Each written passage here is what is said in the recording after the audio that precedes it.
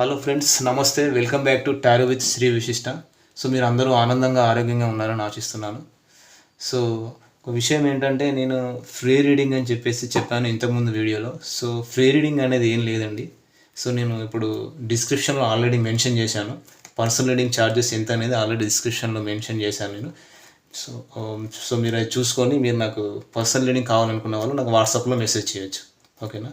Okay. So మీకు love marriage అవుతుందా, arrange marriage అవుతుందా?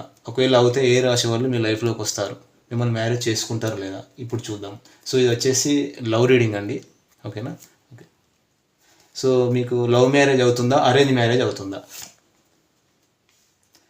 Karmic bond. సో మీకు అరేంజ్ మ్యారేజ్ అవుతుంది. Wheel of fortune. సో ఇది ఒక కర్మ చక్రము.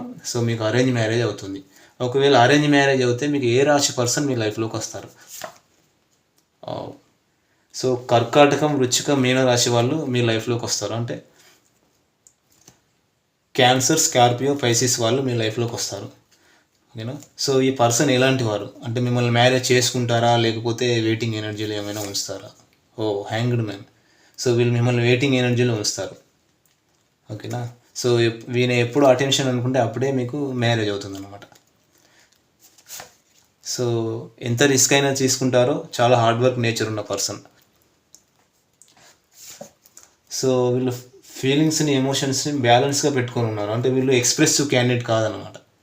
సో వీళ్ళు లోపల ఏంటంటే అన్నీ లోపలనే ఉంచేసుకుంటారు. వీళ్ళ ఫీలింగ్స్ని, ఎమోషన్స్ అన్నీ కూడా సప్రెస్ చేసుకుంటారు. ఎక్స్ప్రెసివ్ కాదు. Eight of pentacles. సో వీళ్ళ బాడీ మరియు మైండ్ వర్క్ మీద ఫోకస్ పెట్టారు. సో మనీ మేకింగ్లో ఫోకస్గా ఉన్నారు. సో